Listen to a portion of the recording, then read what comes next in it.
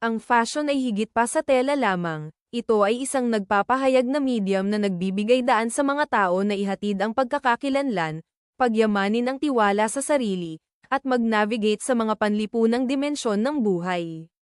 Ang personal na estilo ay nagsisilbi rin ng isang pangunahing papel sa pagbuo ng pagkakakilanlan at emosyonal na katatagan, lalo na habang tumatanda ang mga individual at naghahanap ng mga paraan upang manatiling nagpapahayag sa lahat ng yugto ng buhay.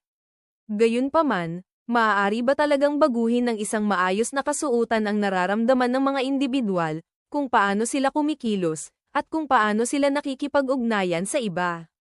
Ang paggalugad sa tanong na ito ay nagpapakita ng iba't ibang panlipunan at psikolohikal na implikasyon ng fashion, na nagpapakita kung paano ang isang sinasadyang relasyon sa damit ay maaaring magpalakas ng pagkamalikhain, mapahusay ang tiwala sa sarili, at humantong sa mas nakapagpapayaman na mga karanasan sa lipunan. Ang fashion ay madalas na nakikita bilang isang mababaw na interes, ngunit ang epekto nito ay mas malalim kaysa sa tela o sukat. Ang fashion ay isang psikolohikal na mekanismo na may makabuluhang epekto sa pagpapahalaga sa sarili, pagkakakilanlan, at mga pakikipag-ugnayan sa lipunan. Ang damit ay parehong isang estetik at nagpapahayag na kasangkapan na pinipili ng mga individual hindi lamang para sa hitsura nito kundi pati na rin upang ihatid ang mga pinahahalagahan ng isang tao. Para sa marami, ang sariling hitsura ay sumasalamin sa katayuan sa lipunan at ambisyon. Sa paggawa nito, ginagamit ng mga individual ang fashion bilang isang paraan ng pagsunod at paghihimagsik, pati na rin ang proteksyon sa sarili at pag-promote sa sarili.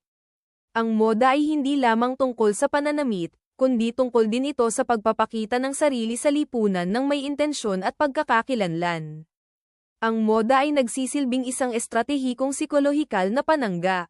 Para sa maraming tao, ang pananamit ay tungkol sa proteksyon, hindi lamang mula sa mga elemento, kundi pati na rin mula sa paghuhusga at pagdududa sa sarili.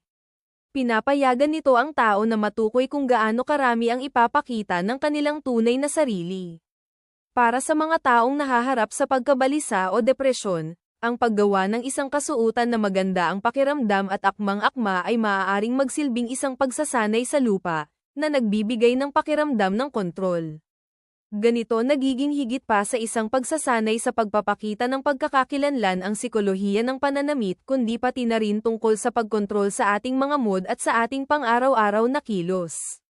Ang mga damit ay isang psikolohikal na wika. Mula sa maagang pagkabata, marami ang tinuruan na ang pananamit ay hindi lamang tungkol sa kahinhinan o gamit kundi pati na rin tungkol sa pag-angkop at pag-iiba, pagsunod, o pagrerebelde laban sa mga pamantayan ng kultura.